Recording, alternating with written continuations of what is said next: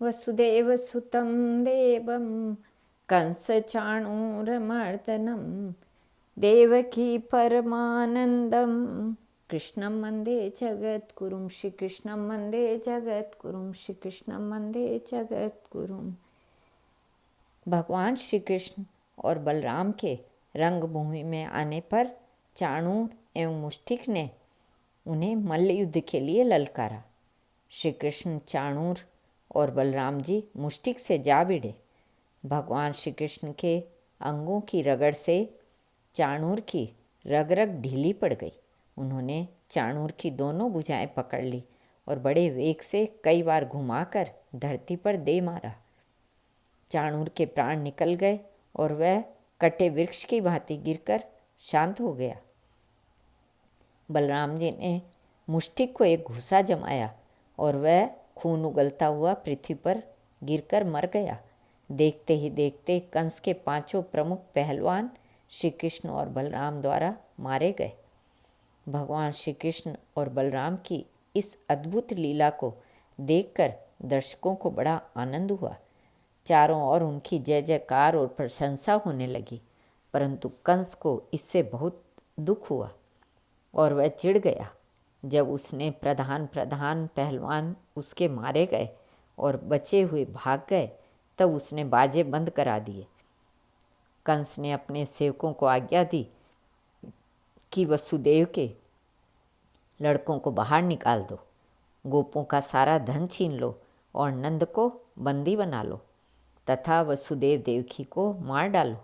उग्रसेन मेरा पिता होने पर भी शत्रुओं से मिला हुआ है, इसलिए उसे भी जीवित मत छोड़ो। कंस इस प्रकार बढ़ चढ़कर बकवाद कर ही रहा था कि भगवान श्री कृष्ण फुर्ती से उछलकर उसके मंच पर पहुंच गए। जब कंस ने देखा कि उसके मृत्यु रूप भगवान श्री कृष्ण उसके सामने आ गए, तब वह तलवार लेकर उठ खड़ा हुआ और श्री कृष्ण पर चोट करने के लिए पैंतरा बदलने लगा। जैसे गरुड़ सांप को पकड़ लेता है, वैसे ही श्री कृष्ण ने कंस को पकड़ लिया। कंस का मुकुट गिर पड़ा। भगवान ने केश पकड़कर उसे मंच से धरती पर पटक दिया। फिर श्री कृष्ण उसे उसके ऊपर कूद पड़े। उनके कूदते ही कंस की मृत्यु हो गई। कंस निरंतर शत्रु भाव से श्री कृष्ण का ही चिंतन करता रहता था। वह खाते पीते उठते बैठते अपने सामने भगवान श्री कृष्ण को ही देखता रहता था। इसके प्रभाव से उसे सारूप्य मुक्ति की प्राप्ति हुई। सबके देखते ही देखते उसके शरीर से एक दिव्य तेज निकलकर श्री कृष्ण में समा गया। कंस के मरते ही कंक इत्यादि उसके 8 छोटे भाई श्री कृष्ण और बलराम को मारने के लिए दौड़े। बलराम जी ने क्षण भर में उनका काम तमाम कर डाला। उस समय आकाश में दुंदुभियाँ बजने लगी। ब्रह्मा, शंकर तथा इंद्र आदि देवता बड़े आनंद से भगवान श्री कृष्ण पर पुष्पों की वर्षा करते हुए स्तुति करने लगे। कंस और उसके भाइयों की स्त्रियां अपने पतियों की मृत्यु पर विलाप करती हुई वहां आईं। भगवान श्री कृष्ण सारे संसार के जीवन दाता हैं। उन्होंने कंस की रानियों को समझाकर ढाढ़स बंधाया। तदंतर भगवान श्री कृष्ण ने मरने वालों की लोक रीति के अनुसार क्रियाकर्म की व्यवस्था करवा दी। कंस के अंतिम संस्कार की व्यवस्था करने के बाद भगवान श्री कृष्ण और बलराम जी ने जेल में जाकर अपने माता पिता को बंधन से छुड़ाया और उनके चरणों की वंदना की। परंतु वसुदेव और देवकी ने इन्हें ईश्वर समझकर हृदय से नहीं लगाया।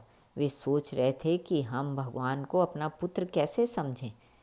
भगवान श्री कृष्ण ने देखा कि माता पिता को मेरे भगवत भाव का ज्ञान हो गया है, इसलिए माता पिता को मोहित करने के लिए अपनी योग माया को आदेश दिया। फिर भगवान श्री कृष्ण ने अपने बड़े भाई बलराम जी के साथ अपने माता पिता के चरणों में झुककर प्रणाम किया। उसके बाद उन्होंने कहा, पिताजी, माताजी, हम आपके प्रिय पुत्र हैं। आप लोग हमारे लिए सदैव चिंतित रहा करते थे। दुर्भाग्यवश हमें आपके पास रहने का सौभाग्य नहीं मिला, इसलिए हमें माता पिता के लाड प्यार से वंचित रहना पड़ा। माता पिता ही इस शरीर को जन्म देते हैं और इसका लालन पालन करते हैं। यदि कोई मनुष्य जीवन भर माता पिता की सेवा करता रहे, तब भी वह उनके उपकार से उऋण नहीं हो सकता। जो पुत्र सामर्थ्य रहते भी अपने माता पिता की सेवा नहीं करता, उसके मरने पर यमदूत उसे उसके शरीर का ही मांस खिलाते हैं। जो अपने माता पिता, गुरु, ब्राह्मण और शरणागत का भरण पोषण नहीं करता, वह जीता हुआ भी मुर्दे के समान है। पिताजी, हमारे इतने दिन व्यर्थ गए क्योंकि दुष्ट कंस के कारण हम आपकी सेवा न कर सके। हाय, पापी कंस ने आप दोनों को कितने दुख दिए। आप हमें क्षमा करें और अपनी सेवा का अवसर दें। अब हम आप दोनों को छोड़कर कहीं नहीं जाएंगे। विश्वात्मा श्री कृष्ण की वाणी से वसुदेव देवकी मोहित हो गए। भला भगवान की योग माया के प्रभाव से बिना उनकी इच्छा के कौन मुक्त हो सकता है। इसलिए वसुदेव देवकी का तत्वज्ञान क्षण भर में लोप हो गया। जब भगवान श्री कृष्ण ने अपने माता पिता से क्षमा मांगी तो वसुदेव देवकी का पुत्र स्नेह पुनः उमड़ आया। उन्होंने श्री कृष्ण बलराम को हृदय से चिपकाकर प्यार किया, बार बार उनके मुख पर चुंबनों की झड़ी लगा दी। भगवान श्री कृष्ण और बलराम को पाकर वसुदेव और देवकी का हृदय परमानंद से भर गया।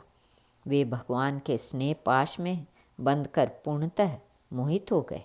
उनकी आँखों से अश्रुधारा प्रभावित होने लगी, यहाँ तक कि आंसुओं के कारण गला रुक जाने से वे कुछ बोल भी न सके। आज उनके संपूर्ण जीवन की तपस्या का फल मिल गया। वे पुत्र प्रेम के असीम समुद्र में आकंठ डूब गए। चारों ओर से आती हुई श्री कृष्ण बलराम की जय जयकार उनके कानों में मधुर रस घोलने लगी। श्री कृष्णार्पणमस्तु।